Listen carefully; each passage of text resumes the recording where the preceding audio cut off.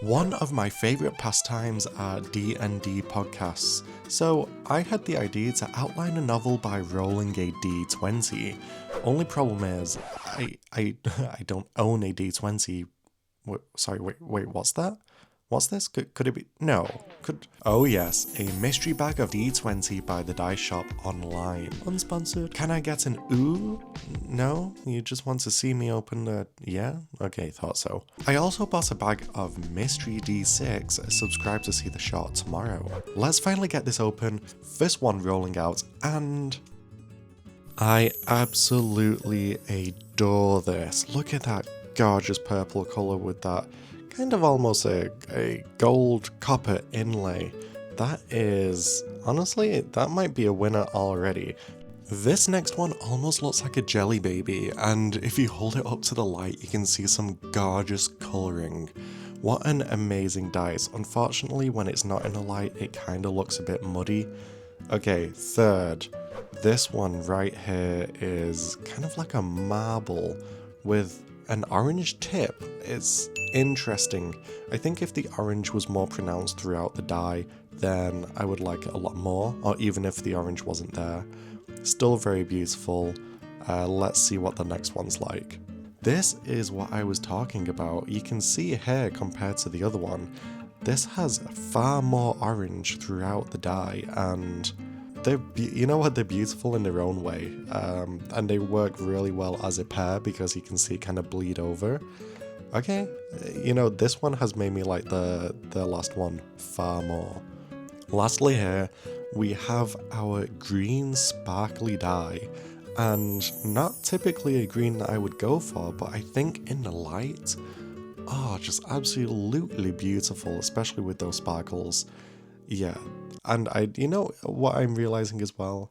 The text is different on each one of the die, and I have to say one of my favorite ones is the green, and then I would say is the white orange, and then the purple, with the jelly baby looking die coming in last.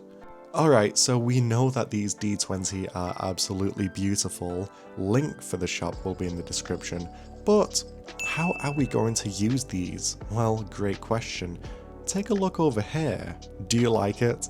What we have here is an outline guide I created in Notion. This would not have been possible without the inspiration from Binky Ink Writing's Medium article on D20 prompts. Check that out. On the right, we have our ready to be filled out writing outline, while on the left, we have the fun part. Under each one of these toggleable headings is a selection of numbered options that we'll be rolling for. Let's have a look. Under genre, we have things like cerebral, sitcom, fantasy, sci-fi. That's pretty cool. Some of these I think will be harder to write for than others, but you can always delete them if you create something like this for yourself. Under hero, we can see that we have two sections here. One, the protagonist, which is from Binky Ink Writing's article. Now, I left this in not because I want to use it personally, but because I was impressed by the amount of, I guess, D&D races that was included, and I also think rolling for it today will be pretty interesting. Maybe we can have a legal drama about a werewolf, who knows? And then the second selection we have here is the protagonist's origin. This includes different things such as being a mobster or an astronaut, kind of the profession that may lead into the reason why they're being, I don't know, tracked or falling in love. Underneath hero, we have villain, which is a duplicate of the hero selections. Why? Because, well, why not? Yeah, it would be pretty funny if in the legal drama about a werewolf, the babysitter is the villain. Maybe the werewolf is trying to, I don't know, steal a baby, who knows? I thought it was just pretty easy and simple to do this, and I don't know, maybe we'll create some fun outcomes. The real meat of the outline is this narrative section below, where we have 1, 2, 3, 4, 5, 6, 7 outlines to roll for. Now, this follows one of the standard structures of narrative writing, having an opening, an inciting incident, two rising actions, a midpoint, and a climax and resolution. I hope you can see why it will be fun to start rolling for these, and we're actually gonna do that now. Okay, we rolled an 8 for genre, and looking down the list here, it looks like we'll be writing a suspense novel. Ooh, maybe a little crime, maybe, I don't know, maybe a prisoner escaped, and I don't know, that's really cool. Let's put it in our genre list here and start rolling for our hero to kind of build out the plot a little bit.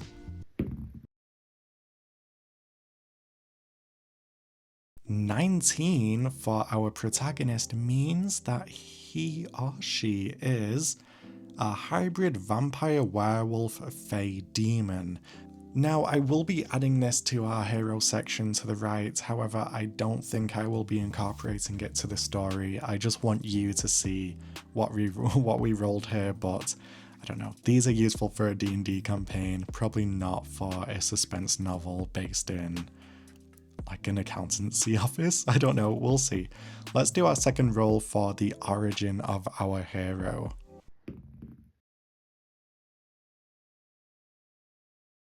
Okay, in classic D&D fashion, we rolled another 19. Oh my god. Okay, so what do we have here?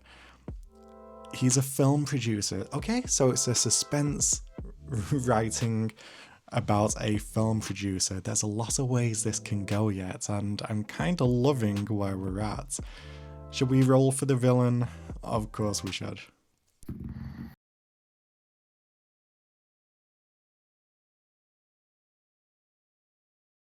And that's a 16. It's almost like a 19, but the last number's been flipped upside down. I think we can see a pattern forming. Okay, so our villain is a hybrid fae angel, which is actually kind of funny because our hero was a demon. Maybe it does work out better than expected. Maybe I will be using this. Maybe they're demons and angels on Earth hiding out as film producers, or whatever the villain origin will be, which we will find out right now. And a 3 means that our villain is a drug pusher, which, to be honest, kinda works. It's suspense, a film director, and a drug runner. Drug pusher, maybe it's that one of the actors on the film set is trying to buy some drugs, and a film producer accidentally comes across the deal or something like that. I don't know, I'm kind of liking where we're at. We'll find out with the narrative rolls coming right now.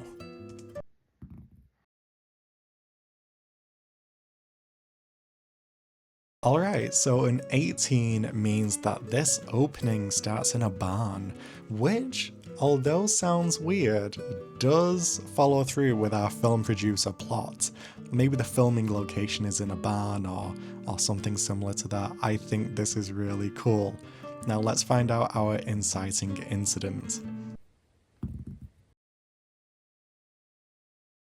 Okay, so with a 3, our film producer in a barn is running late. Oh, so where I'm going right now with this is that the film producer is running late to the filming location of the barn, so maybe he's at the outskirts of the farm, and he comes across the main actor or actress making a deal with a shady villain. That sounds pretty good. Okay, what's the rising action?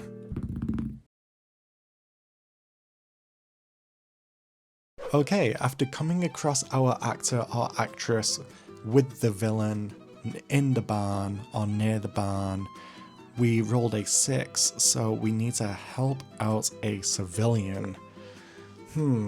Okay, so first thought that comes to mind here is that our film producer comes across the actress or actor with the drug pusher, and you know, they break apart, the film producer follows, the drug pusher maybe, and the drug pusher is trying to get away, maybe hurts a civilian nearby that the film producer has to help out, you know, something like that. I guess the civilian could also be the actor or actress, and maybe the film producer is trying to have a heartfelt conversation, trying to get them on a straight and narrow. I don't know, something like that kind of works, right? But I guess we'll find out with our midpoint.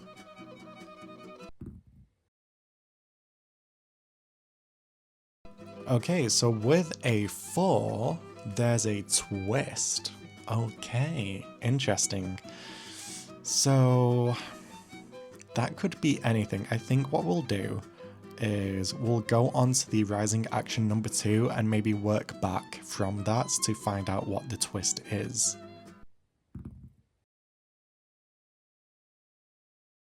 Rolling an 18 here, our second rising action is need to heal. Okay, so maybe the twist is that maybe the civilian that the film, our hero helped out, was in on it from the start. Maybe it was a second drug pusher, and maybe they like stuck him with a needle or something. That would be a good twist. I think it would sit under suspense still, and I think going into the climax, as long as we get something good, it all makes pretty perfect sense, and I actually think it aligns with a really good writing outline. I think you could use it.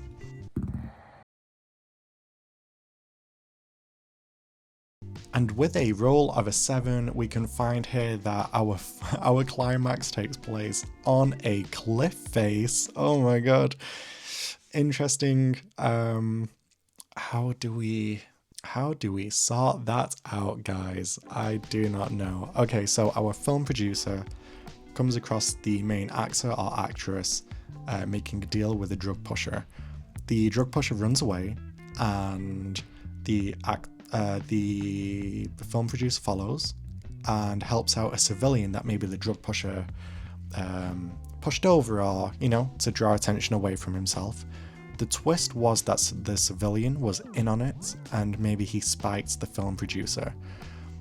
From spiking the film producer, he needs to heal. Maybe there's a retreat on a cliff face. Maybe the suspense is that that maybe the healing takes place over a couple of months, and you find out that he's really trying to find these alternative medicines or something, these, I don't know, like a shaman kind of situation, I'm not sure, on the end of cliff face, or maybe he goes after the drug pushers and a interaction takes place where it's pushed the film producer and the drug runners to a cliff face. Maybe there's a car chase kind of thing going on here. I think there's quite a few ways to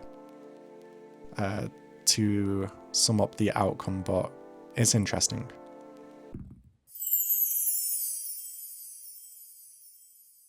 Alright, our final roll was a D20. I think we have completed D&D, guys. We got a natural 20. Amazing, I love that. And it means that our resolution, all is lost. Okay, that is very sad. So it turns out that our film producer, after seeking alternative medicines, you know, not going to hospital and getting the vaccines he needed, has found out that he will die. That is really depressing, but that's the roll of the dice. That's life, guys. What can I say? Having inputted these in our narrative outline on the right here, I hope you get a general sense of how fun, easy, and intriguing this little fun thing can be. You can easily make your own by creating a Notion page, creating callouts, and just typing in the 1 to 20 like outlines. I'll leave a template below for you to copy and paste. but this was really fun. I think we actually got to a place where we could easily write something based on this. You tell me, and let me know if you actually go out of your way to write your own outline based on this style. Thank you again to Binky Ink Writing's Medium article, because, you know, this generates a really fun video for me. I hope you enjoyed it. Subscribe if you liked, and have a good day.